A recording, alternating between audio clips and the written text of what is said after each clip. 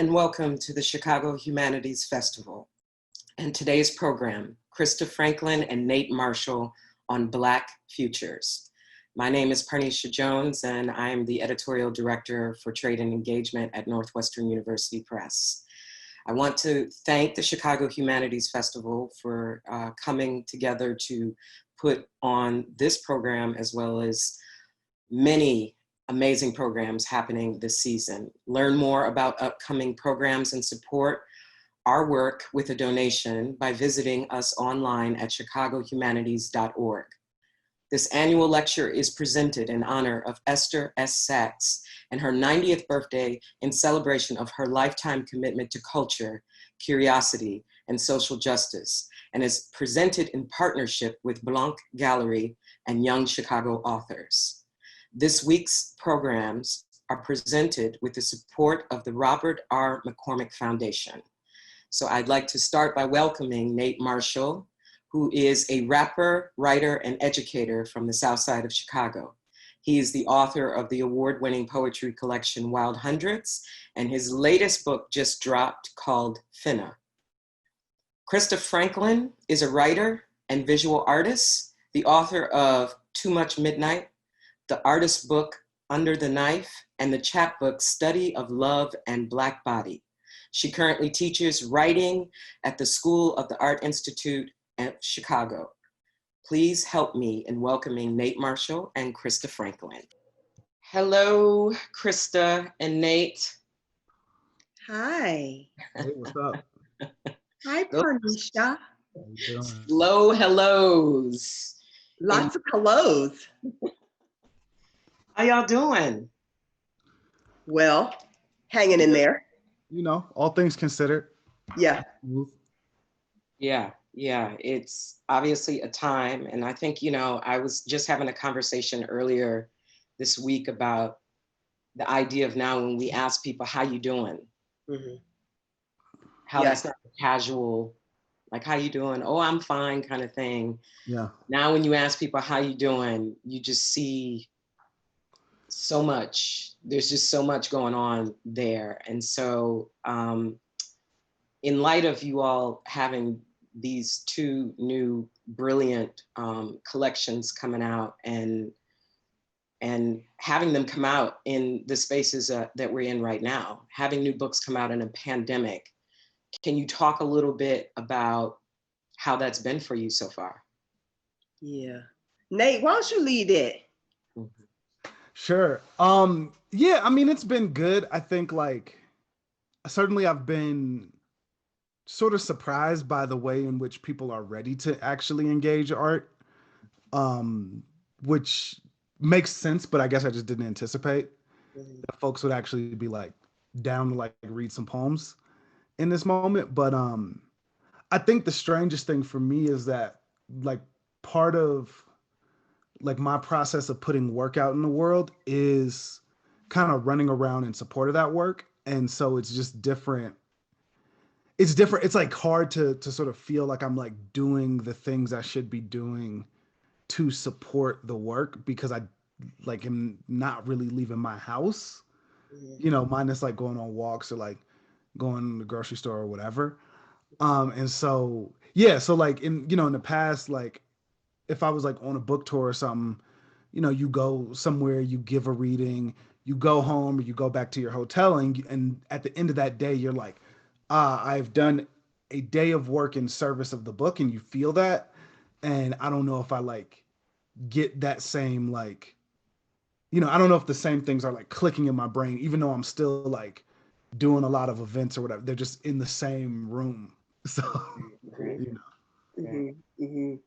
Yeah, I mean, for me, it's funny, I had a lot of trepidation actually around the publicity aspect of doing the work that, it takes to, let people know about a book and get people to buy a book. And so I really wasn't looking forward to being on tour. I wasn't. I was I don't really want to do that. And so it's really weird that, I can't now. I cannot. And so it's almost I'm not going to say an answer to prayer because I don't, I'm not saying that the pandemic is, something that I wanted for anyone, and especially myself. But I wasn't that hurt about not having to go anywhere. Yeah. You You were know? like, I was like, yay. I was like, yay. I was like, I know. okay. I was like, I can stay home. I mean, I love to stay home anyway. Right. So I was like, I can stay home and do all this from my crib. Like, what? the spirit was like, yeah, you don't want to go out? You don't have to.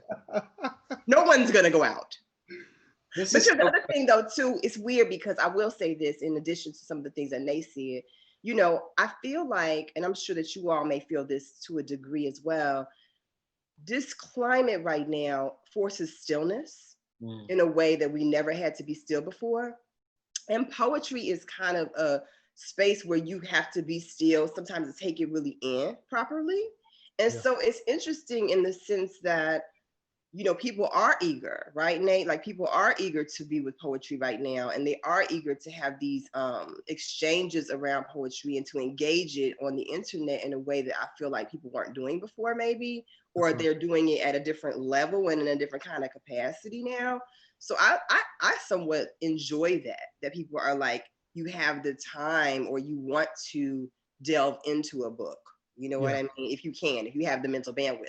I don't necessarily have the mental bandwidth to be reading all the time like that right now, but some people really do. Well, And I just like think it's so great that, you know, people can see, especially other artists can see, but people can see because you all have such different ways in terms of how you move about as artists. There's a lot of similarities between the two of you, but I know with you, Nate, you tend to be more extroverted, and Krista, you tend to be more introverted. And so it's really interesting. I think it's going to be helpful to artists to know that it's not just one way of handling what we're going through and how you're kind of taking it in and how you're handling, but also how you're putting your work out as artists.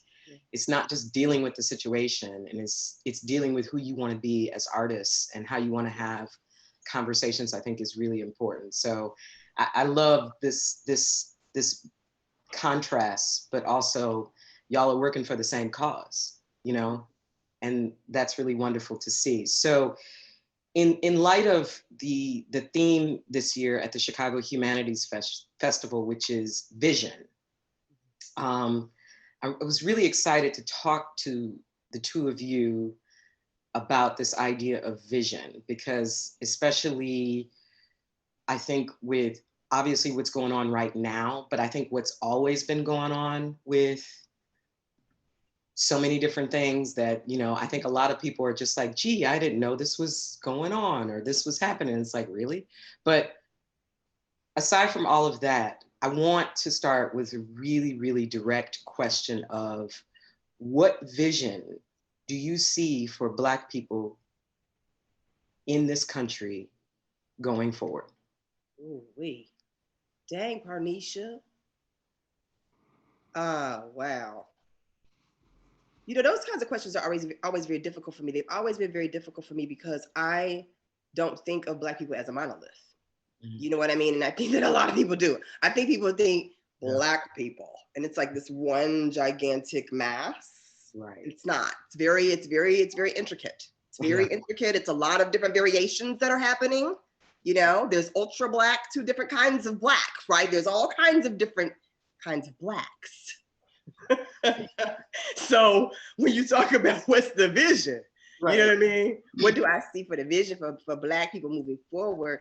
It goes off into so many different kinds of spirals. You know, it's like it could be you know, I have no idea. You know, I think it all depends on what's going to prevail. You know, is positivity going to prevail? Is evil going to prevail? You know, where do Black people want to be right now? You know, and that's not as a monolith, right? That's individually as well as collectively to a degree. It's clear what the state and what the world, I think, in some ways, or I would say I won't say the world, I'll say the nation. It's clear what the nation wants. We can see it every day. It's pretty clear. But you know, what do we want? I want us to live. I want us to thrive. My goal is always that we thrive. You know, that we thrive, that we continue to evolve and expand and raise our children to be, you know, upstanding, beautiful citizens of the world. You know, that's the vision that I see, you know, that we just continue to thrive, you know. But we'll see. You know, we'll see. Nate? Yeah, I mean, yeah, not to, I feel sort of similarly, right? Like, I think that so often, like, one of the real problems of how America imagines Black people is this notion that, like, we're all sort of the same, that we all exist in a kind of like Yes. unending sameness. And like, that can't be true because it's not true about any group of people, but it's certainly not true about Black folks because so many people have been kind of like pushed into the box of Blackness in order to like make the project of America work on some level. And so yeah, so like in that kind of wide church there, I don't know that there's like a single answer to that, but Mm-mm.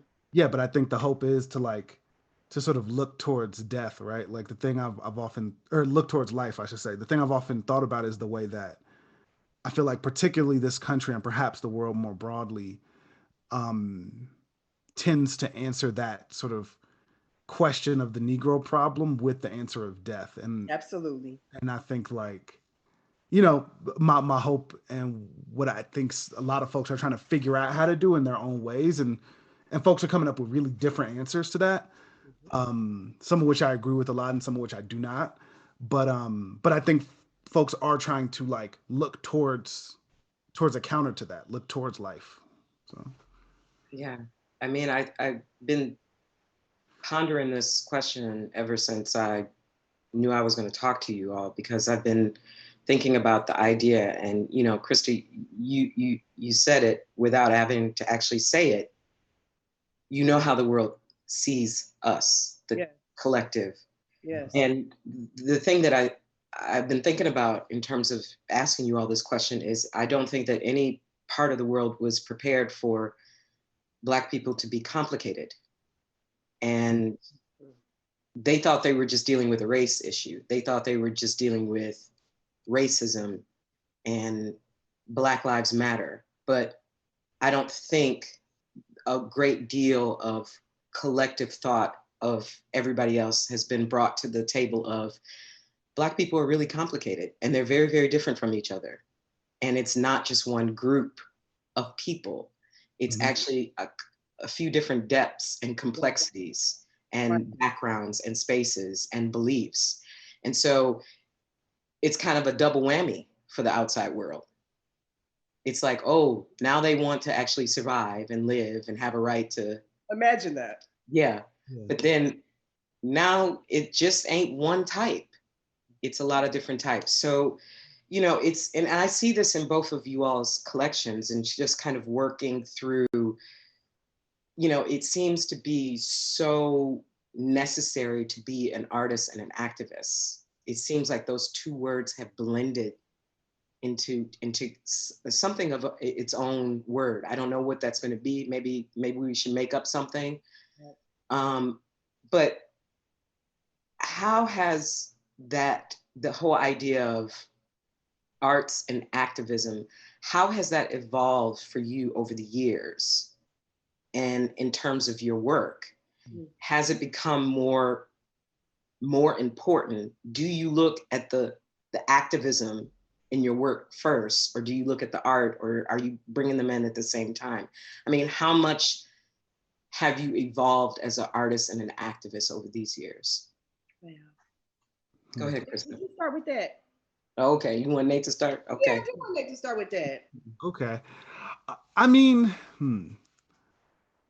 I think for me in some ways, like, I mean, yeah, this has been kind of a long debate, right? If we look at the sort of like the long stretch of like African American sort of literature in this country, right? At the very least. But like, um, you know, for me, I don't know if I see when I think about sort of what the activist does, like what the sort of charge of the activist, as I understand it, is. Um, you know, it's to say things in a way that people have to sort of wrestle with, right? Whether they agree or disagree. they have to kind of engage with, they can't turn away from, um, to like say something true, right? To speak to a certain kind of truth. And hopefully to like push people, right? To push people towards change and ultimately to like imagine a new world or a different set of possibilities, right? Um, and so for me, like those are the same charges of that of the artist, right? But yeah, I don't know. I mean, I've always like been someone that was just like interested, in both like big P politics and sort of like small P politics. So both in terms of like the kind of electoral goings on, and also just in terms of like what people, how people were like managing power in their own communities and their own lives, right? Which also is politics. And so, yeah, I guess if those are like both sort of titles that make sense in the context of like me and some of the work I'm up to, then I'm cool with that. But I think I've like in some ways like backed off of like calling myself an activist. Not that it's like, yeah, not that it's like a title I reject or anything, but yeah, but I feel like less invested in needing to call myself that now. Mm, Yeah. Yeah. Yeah, I don't call myself an activist at all. mm, Yeah, not at all. Um, and it's very interesting to me. I mean, I feel like my project is definitely one that is very intellectual. You know what I mean? Like I'm on an intellectual project. And that intellectual project definitely revolves around interrogating and thinking about injustice and power, especially as it pertains to Black people, right? And people of the African diaspora. You know what I mean? I'm very much about history. I'm very much a person who looks back in order to kind of see the future. You know what I mean? Like I'm always kind of like looking in this direction and I'm kind of trying to span like what's the possibilities outward. You know what I mean? From where we've been, what we've done already, what we've accomplished. And I also try to be as supportive in any way possible, whether it be emotionally, spiritually, financially supportive of those of us who are out here in these streets, right, doing this work on a ground level, in a political realm, as well as just, protesting and, really truly getting in the streets, right, to incite change, right? But I definitely don't consider myself an activist. I consider myself to be an artist and a writer, and someone who is thinking very deeply about how can my work bring us to a space where we are more considerate, mm. considerate for ourselves, where we really look at ourselves and interrogate and think about ourselves and what roles we are playing and what choices we're making. What side are we on? Whose side are you on? Because you mean, that's it for me. So I'm very much like, when people ask me about activism, I'm like, I don't know anything that you're talking. I don't know what you're talking about.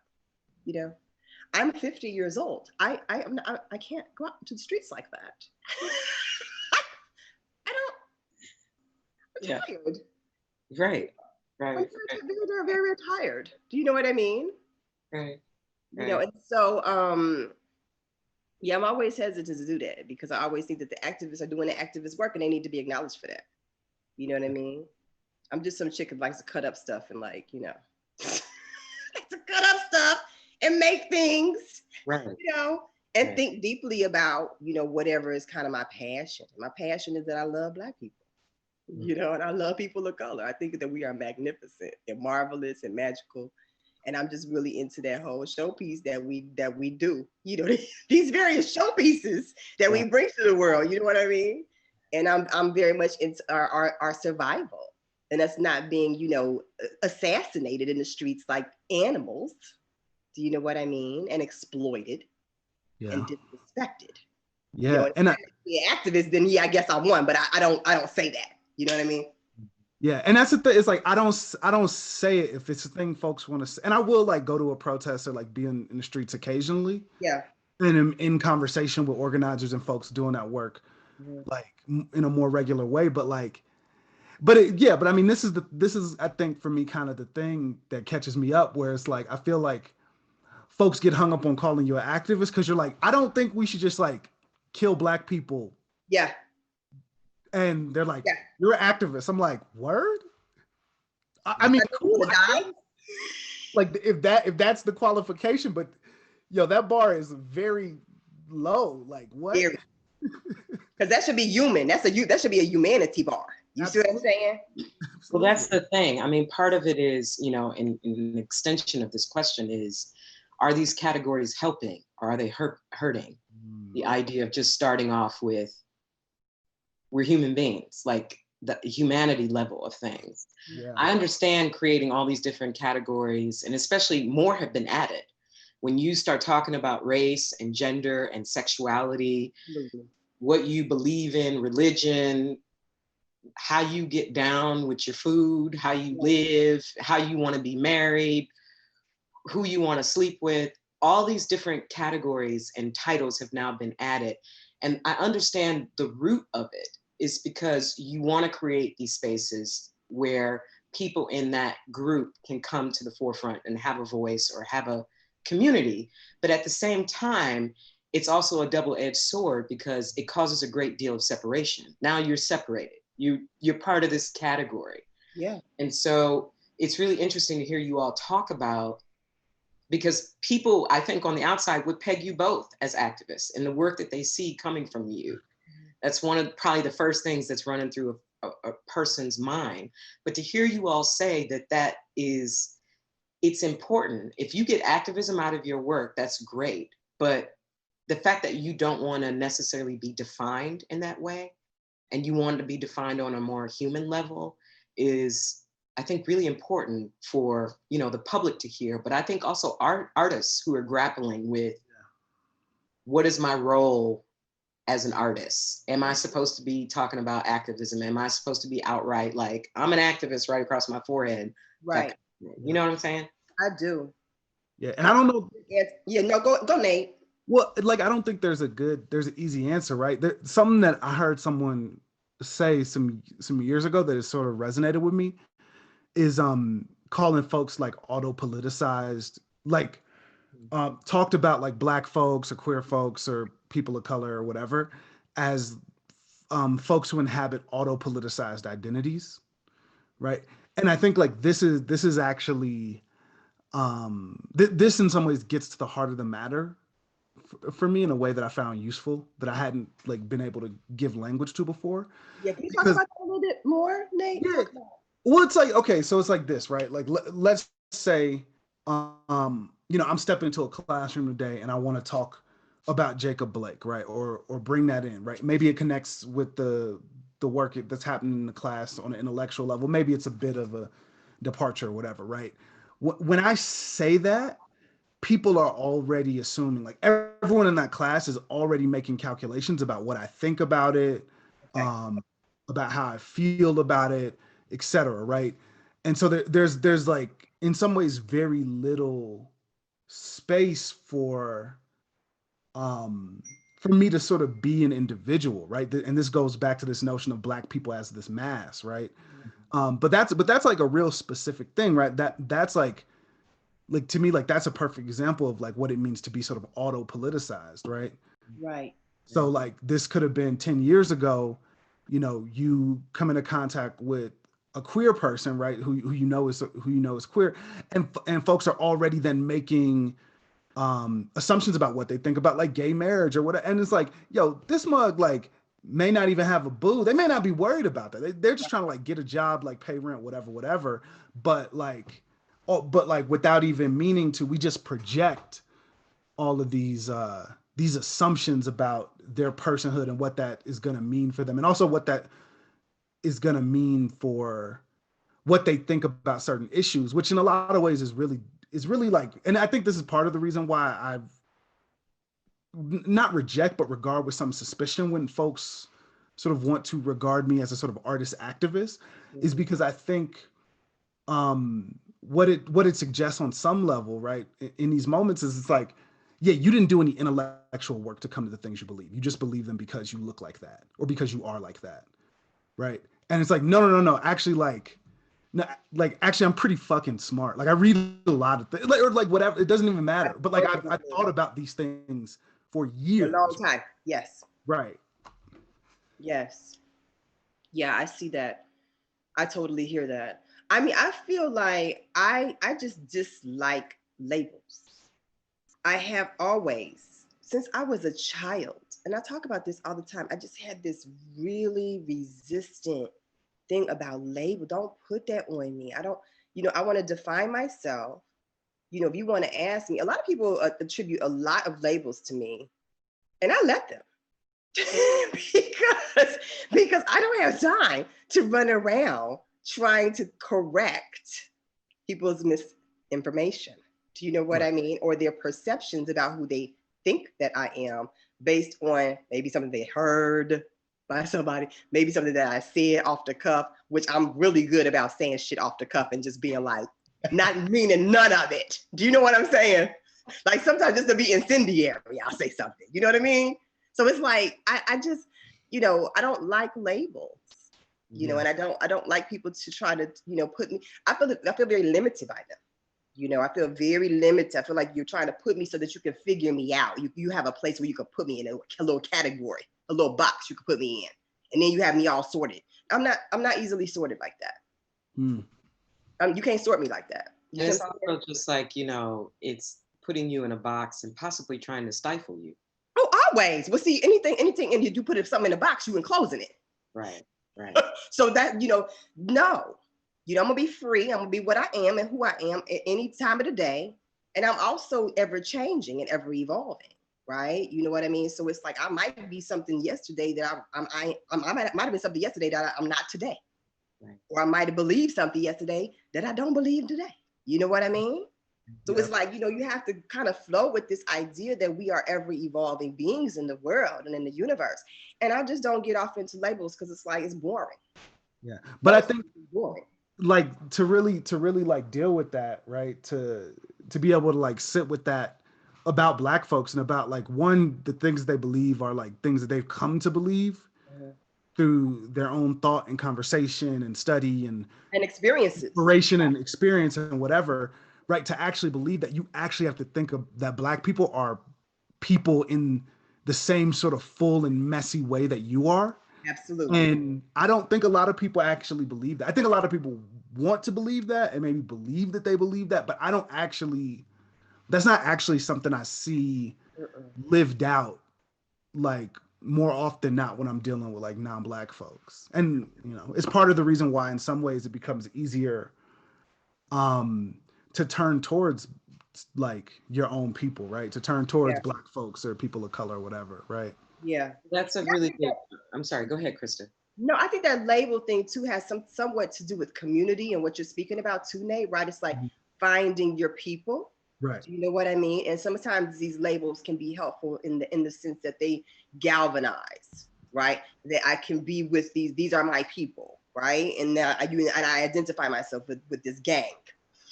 It's gang. You know what I mean? I'm like, I don't have a gang. I'm a maroon. I'm a fugitive. Yeah. I don't do that. I have a lot of people that I love and I would die for. Do you know what I'm saying? Yeah. And I will go to the mat for, but I'm not going to be labeled though. Well, there's this whole idea of, because what you all are speaking of, and to kind of turn this into what I've been thinking about. So we're talking about outward facing and how that sees all of us, what we're doing. But if we turn it inwards, because, you mentioned something, both of you had touched on this in the idea of where you come from. And what happens in a lot of your work that I've seen over the years and what you all have talked about, there's a lot of ancestral components. There's a lot of the inward within your communities, what you came from, a lot in terms of your book, Nate, deals with origins, the origin stories of so many different things. Mm-hmm. And so if we're not just even looking at the outside, let's just look within, okay? And what we come from. Do you all ever feel stifled by your ancestors? Do you ever feel stifled by a history that you've now inherited? Ooh, and how you move forward as an individual and as an artist.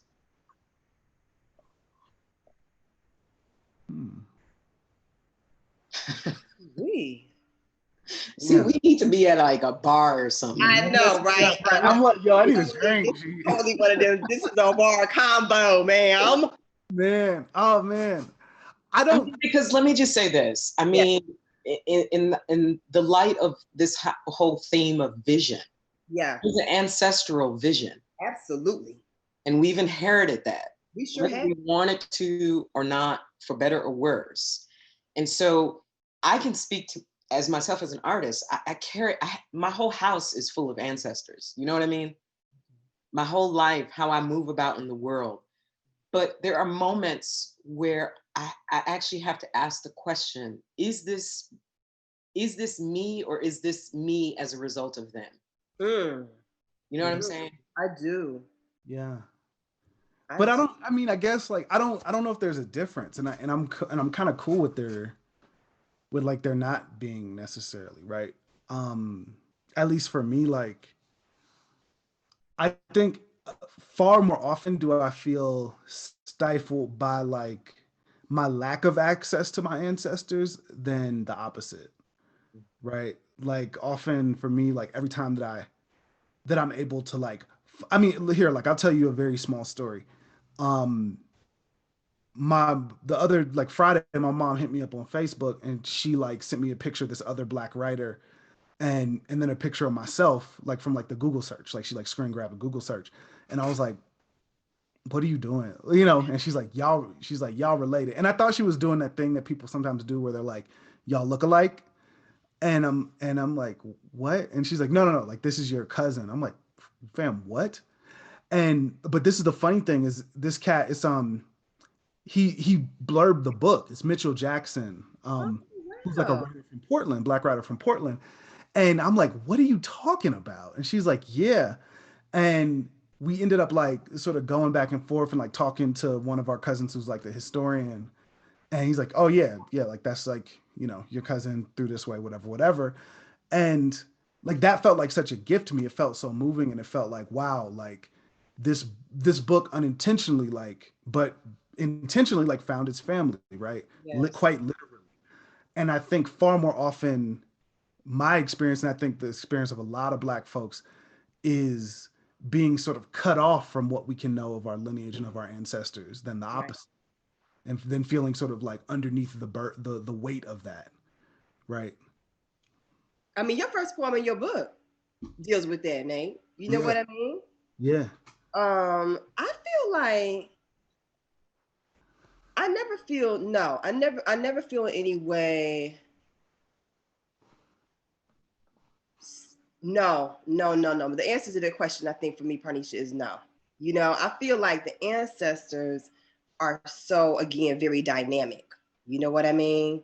And I feel like that empowers me in a sense to be even more dynamic in my lifetime. You know what I mean? Like mostly when I think about the ancestors, I think mostly about like the things that they had to endure and that they rose up and still were able to achieve despite all the obstacles against them. You know what I mean? And so I feel empowered mostly when I think about them. And sometimes I feel very sad because I'm like, wow, we still there. Yeah. You know what I mean? Like the same conditions, almost similar conditions. I want to say the same, but similar conditions that they experienced in their lifetimes, right? I'm still going through too, you know? So in that respect, I feel empowered because I'm like, well, they survived it. They went through it, you know what I mean? And they made it. And so I can make it too. And it kind of fuels me, you know, it fuels me. I don't feel in any way stagnant or like constricted by them.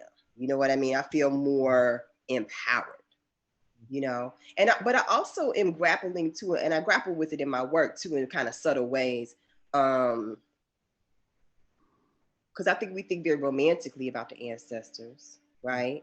But I think any Black person who's American in this country, there's some white folks in that tree. You're damn right. You know what I'm saying? So when we talk about ancestors, we're not just talking about the Black ones. You know what I'm saying? You know, we are slave driver and slave. You understand what I'm saying? So, I mean, I'm just really trying to grapple with that history too, with like, you know, focusing on my honorable ancestors, you know, but recognizing there's a whole slew of folks that's in my lineage that were not honorable. They were not. And some of them were deliberately dishonorable. And you know, that's not even, you know, back, you know, even if you want to think about a long time ago, that's not really a long time ago. That could be right now. Listen. Today. Yeah. That could be a cousin, uncle, right. Somebody. We have several people in our family that we just like. Listen, don't want to deal. My mother has always been the one to say, we don't go looking for people. We've never done our genealogy. I said, Mommy, do you want to do your genealogy? She said, for what? I don't want to know them people. We good. We good, just like we are right now. We got all we need right here.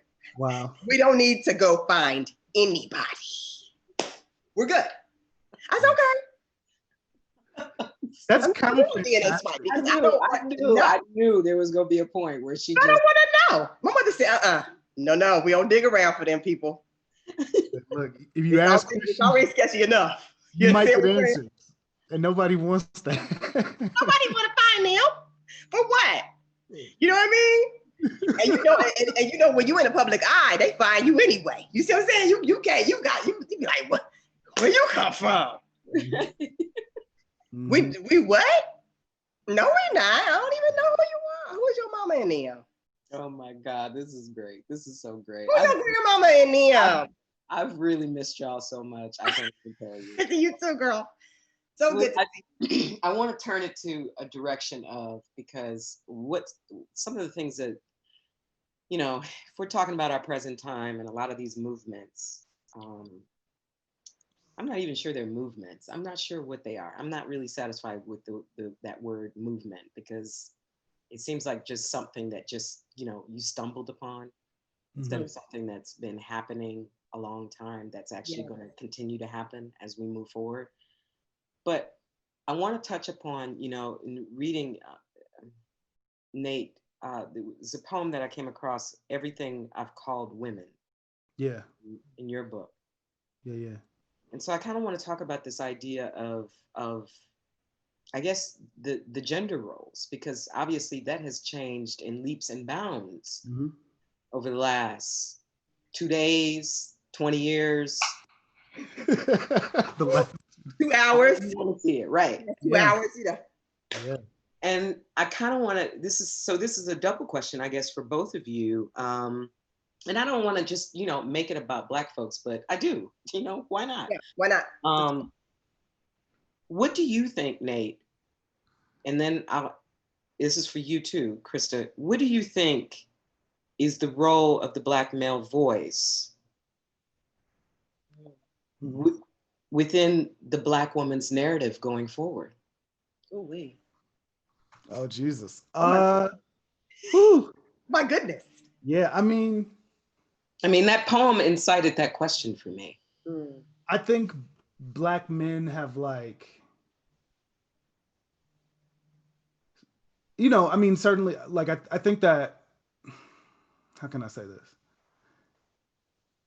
I think that Black men and the Black family and the way the Black folks relate to each other, men, women, like non-binary folks, etc., have, like, produced a lot of beautiful, loving moments, and a lot, and I don't ever want to, like, step away from that or say that that's not true. But I think we also have to reckon with the fact that, like, certainly over, you know, the last, you know, many generations, and frankly, like, beyond that, I think that Black men have also been an incredible site of harm for Black women. Yeah. And so for me, like, if there's anything that Black men have to sort of say to like the narrative of the Black woman, I think it is, I think it's like reaching towards that kind of like loving, symbiotic, supportive vision of community. And I don't think you can really reach towards that until you reckon with like the ways that you've been fucked up or just the ways that you failed, right? And certainly like that, I mean, that's something that we all have to kind of do, like even just personally, regardless of our gender, regardless of our orientation. Absolutely. right. But certainly I think that there, because of the way the world is built structurally, there are some folks of certain subject positions who probably have to do more of that learning and unlearning and reckoning. Yes. Yes. I think it just, to me, it's like, you know, my answer was always the mirror, you know, Parneshia. It's like, I think that right now we're in a really interesting place, and it's challenging, you know, on so many levels, you know. I do think that Black women have been not taken care of, Yeah. unloved, misused, abused, taken advantage of, exploited, all of those things, you know, absolutely, you know, violently often, right? And I also have been really tapping into how many loving men have been in my life, you know, truly loving, you know. I've been blessed because, you know, I know all sides. You know what I mean? I done had the whole experience, you know? And I think that I have just really been very, over the past several weeks, so supported and loved, you know, by Black men, you know? And I've been trying to really pay attention to that and honor that. You know what I mean? As far as the voice and how, I think the voice has to do with that introspection. You know what I mean? How are Black men going to begin to grapple with their own oppressor? Grapple with the dictator that lives within them. You know what I'm saying? Grapple with the idea that, you know, patriarchy is a monstrous situation. And it's not only exploiting women, it's exploiting them as well. Just like white supremacy. White supremacy undoes Black people just as much as it undoes Black people. They don't realize that. But they turn into animals. They turn into the monsters that they think that we are. You see what I'm saying? So it's like you have to be very careful, you know, and that's what I wonder about with Black men, right? It's like, you want to be a white dude. You want to be the slave master. I see you. You know what I'm saying? You want power. You don't give a F about who you got to exploit to get it. Yeah. You know what I'm saying? And to me, that's a crisis of your character. That's a crisis of your spirit. You know, and that shit will kill you. Problem. It will undo you. You will have heart disease. You will have all kinds of stuff go on. You mental disease. You know what I'm saying? You'll be undone. Right. Trying to be powerful over somebody. You know what I mean? So I'm not sure if I answered the question in terms of Parneshia, like how that ties into the literature, right? And how that ties into the writing and the thinking about, but I think that we all have a lot of grappling and self-analysis to do and figure out where we're trying to be. Who you trying to control? Who you trying to run? It's so interesting because, you know, Krista, you have so many poems in this book. Yeah. Where it really truly feels, and it's not a lot of books that I can, your poems are the Black woman facing inward. Okay. And I'm asking Nate the question of where do you see the Black male voice in the Black woman's narrative going forward? Yeah. I can't ask the same question of you in that sense as a Black woman, because in terms of the Black male, often for Black women is often synonymous with the rest of the brunt of what we have to deal with other races. Structures. Right. Okay. And it's already overly centered. Right. Yeah. And so like, this is like one of the real powerful things about the way that Krista, I think, approaches the work is she's like, like she's talking to herself and the other Black women, and like that's who the fuck needs to be talked to and talked about and thought of and loved on and like wrestled with and whatever. It's like these niggas will figure it out. Like they'll catch up or they Figure it won't. out. But Yep. I also feel like Black men want something different from Black women than they want from the rest of the world. I don't necessarily think that's true for Black women when they're dealing with Black men and the rest of the world. I think there are some differences, but I think it's sometimes, and at least in just reading you all's work, I see a more landscape in your work, Krista, in terms of how you want the voices to kind of come in the Black woman's narrative. And Nate, it seems more selective with you about who you're talking to. That's interesting. And I don't know if that's like a conscious thing that you all think about when you write, especially when you're writing about, I mean, you're writing about gender. If you're writing about a woman, Nate, or Krista, if you're writing about a man, are you thinking of a Black man first and a Black woman first? Or are you thinking of the gender? You know what I mean?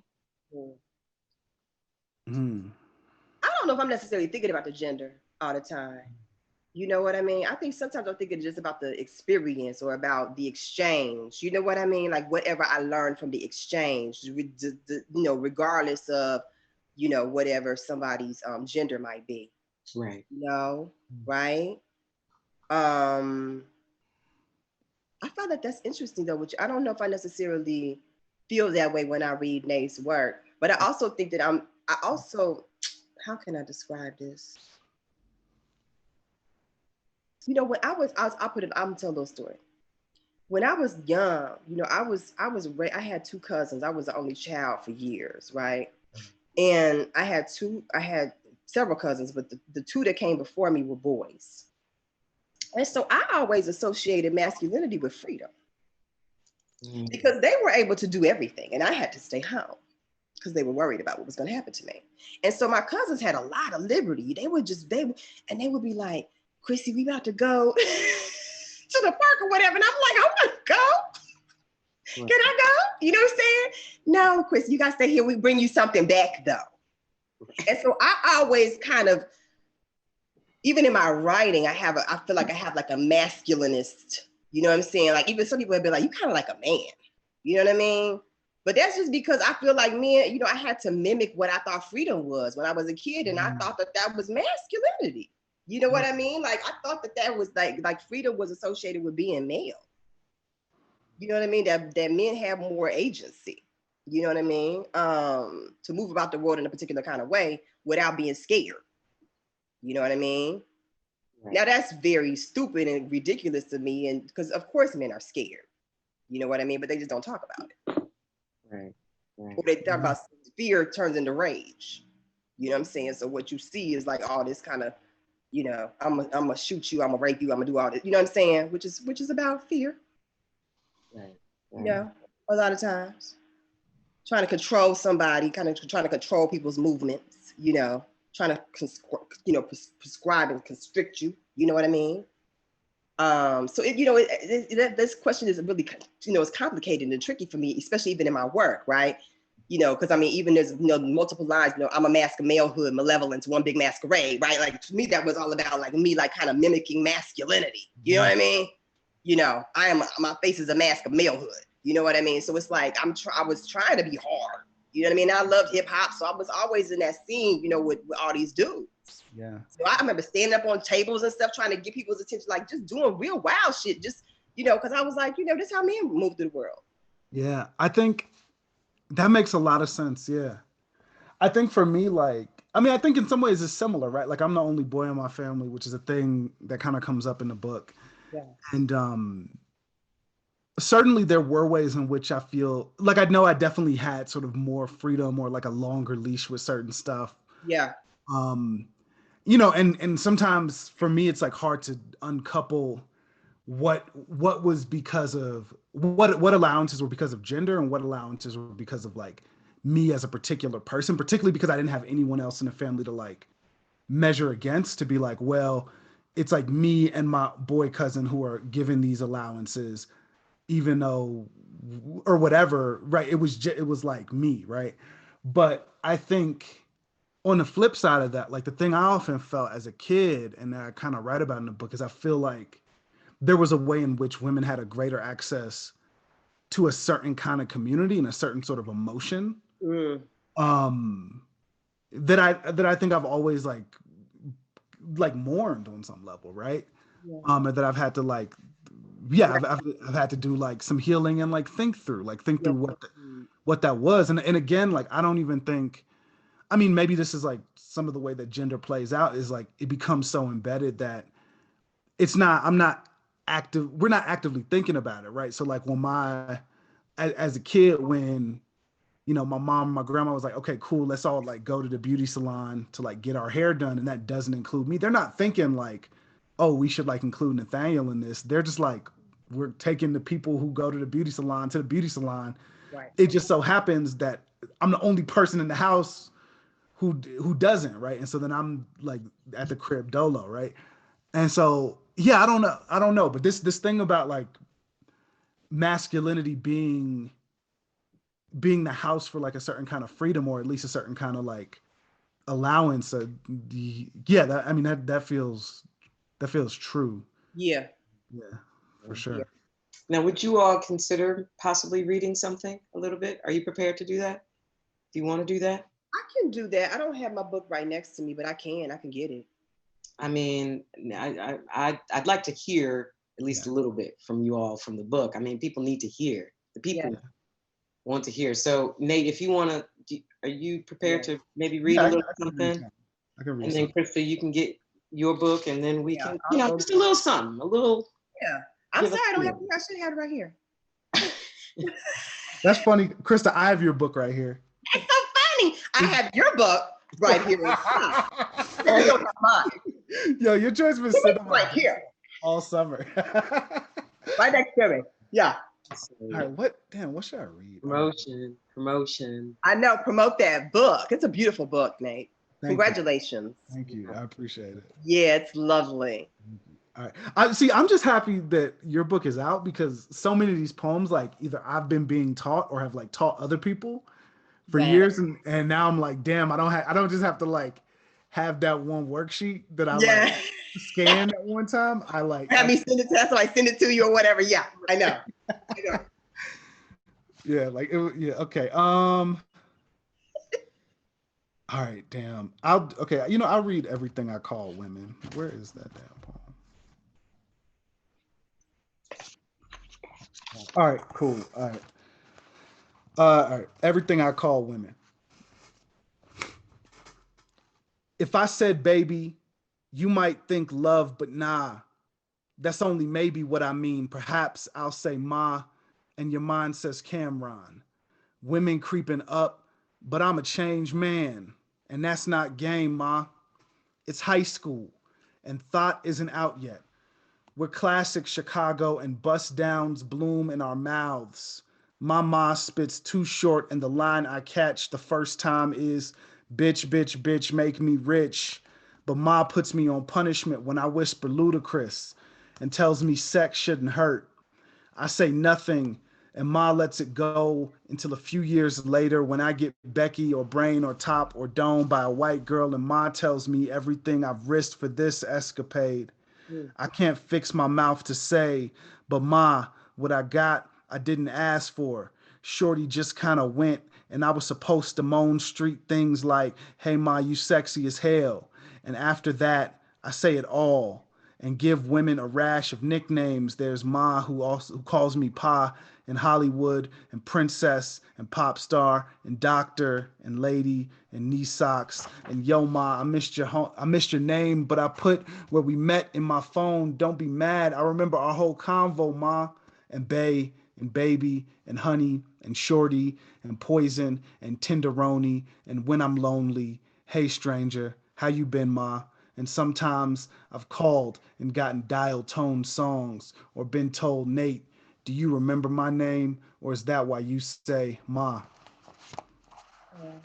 Cool. Yes, indeed.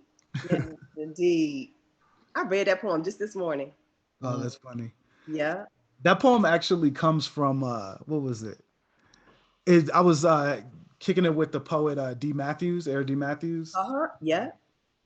What is it? We were laughing about the song. What is it? It's this very random like Ice Cube. It's like Ice Cube, the game, and Will I Am or something. And in it, like Ice Cube said, he says tenderoni in this very funny way, like where he creates space in between the two parts of the word. He's like, use a tenderoni. And we just like thought that was so funny. And she was like, yo, nigga, I bet you can't write a poem and say tenderoni. And I was like, all right, cool. Like, watch. And that's, I don't know. Yeah. Like, watch this. Watch me do it. I love it. Okay, give me a second. I'm gonna go get this book, okay? Okay, you go get this book. And I'm kind of loving this. I'm loving this conversation. And I wanna, before Krista reads her book, because we're gonna close this out. Yeah. And so we're gonna close out with her and doing her thing. This is totally Krista. You know this, right? She was like, I'm like, why do you not have your book? You knew. Totally. Everything she said at the beginning of this reading, everybody's gonna get a chance to see. This is genius. This is how she is. We was just talking about you. We was just talking about me when I left the like, this is totally Krista. Krista ain't studying nobody. She's like, book. What do you mean? You want me to? What do you mean? What? I don't write books. Now I want to ask you something before you read. Okay. Go into your reading. I want to ask you, because you stay in the visuals. Yes. And the words. I do. So do you see poetry as visual first before the words? Or do you move back and forth depending on each individual poem? How do you see it? Does one come before the other for you? You know what? Everything starts with an image with me. Everything starts with an image. Yeah. Like the poems are really, to me, just me painting a picture using language. You know what I mean? You know, sometimes a line, you know, it used to be that lines would come to me, you know, not so much lately. In recent years, that hasn't been as fertile, unfortunately. But yeah, usually it's like a picture. Like even with my, you know, even with my visual work, right? I can see the piece. Sometimes I can see the piece in full first before I even start making it. Wow. You know what I mean? So it's like, it always starts with an image, you know, always. And I mean, even in my, you know, I like to think of my poems as images, you know, as an imagist, you know what I mean? Like in the imagist tradition, right? Like I'm trying to like make these pictures that people can kind of see the nuances of a thing, you know what I mean? And because I tend to be sometimes cryptic in my work, I think some of the nuances might be lost on certain readers, you know? But yeah, I try to paint pictures. Well, it's so interesting with you and, you know, Avery, our young, Douglas Kearney. Yes. This kind of shows, I think, to the people out there, there are so many different ways to enter poetry. There's so many different ways to enter the written word. And specifically with you and Avery and Douglas, I always enter your work as a visual first. Yeah, interesting. Before I even start getting to your words and all that, I kind of have to see an image with you all before I start to really delve in to the heart of the language. So it's really, I think it's really important for people to understand there's so many different ways to interpret poetry, but also to enter it. And you all have taught me that. You all have taught me how to see poetry as an image first before I even start grappling with the words. Wow. So it's on you now. Thank you so much for that. I mean, do y'all have something that y'all want to hear? Look at Nate, I can't stand it. Nate, what y'all want me to read? I can't do it. Everything. Yeah. Right. I mean, you suggest one. I'll give you a choice. Either the funk, like the definition of funk joint, or the Tea Party Pantone. Okay. Okay. Okay, I'll do the Tea Party. I'll do the Tea Party Pantone. I should do definition of funk because I'm in Dayton, Ohio right now. Hey, all right. Should do definition of fun because I'm at home. I'm all about this. Okay, so Tea Party Pantune. Looking for it. I'm like, where is it at even in the book? What page is it? Hold on, I'm gonna look. I got it, 67. Okay. Taking the country back. The Tea Party Pantune. Once there was a revolution, bright as death, explosive as fireworks, that birthed an idea, a newness, so baby pink, bright as death, explosive as fireworks, raw as uncooked meat, a newness, so baby pink. I love how you bring that back. Raw as uncooked meat, how you drag the past to present. I love how you bring that back. The millennium becomes antebellum. How you drag the past into the present. With a twist of your tongue, the millennium becomes antebellum, pink as a newborn, red as uncooked meat. With a twist of your tongue, the gatherings you throw like picnics, pink as a newborn, red as uncooked meat, plenteous plates passed, you pick it. The gatherings you throw like picnics, your signs white and beautiful as God. Plenteous plates passed, you pick it. Ink spilling into words crooked as cubism. Your signs white and beautiful as God. Exquisitely illiterate, passionate, ink spilling into words as crooked as cubism, bumbling, bubbling with love of country, exquisitely illiterate, passionate, history. I adore your glistening nostalgia, bumbling, bubbling with love of country, your sprawling plantations, your masterful erasure, history. I adore your glistening nostalgia, the way white is brushed on all marred walls, your sprawling plantations, your masterful erasure, brown faces blister in your sun. Thanks, love. Thank you for asking me to read that. No, of course. Well, I want to just say what a privilege it is to know both of you all. Thank you, Parneshia. Thanks. Thank you, Parneshia. I feel very lucky to know you. Very, very lucky, very blessed. Thank you. Nate, I feel super blessed to know Nate because I've known Nate for so long. This is true. It's so nice. But you know, that's so important. You say something, Krista, because we've stayed connected. We're in so many different worlds and often pulled in so many different places. And like you said earlier, you know, we're forced to sit still and we can't see each other, but we still find a way. Everybody's finding a way. Yeah. The artists are finding a way. And I just say for the both of you, what you all do out in the world, it's not just with your work, just how you live as human beings. You know, this whole theme of vision, I just don't see a vision of the world without you two in it and doing what you need to do, what you love to do, and what you're passionate about. I just don't see in any way, shape, or form Chicago, the Midwest, the country, the world not moving forward unless you all are doing your best work. So keep it up. Thank you. You all are part of my vision.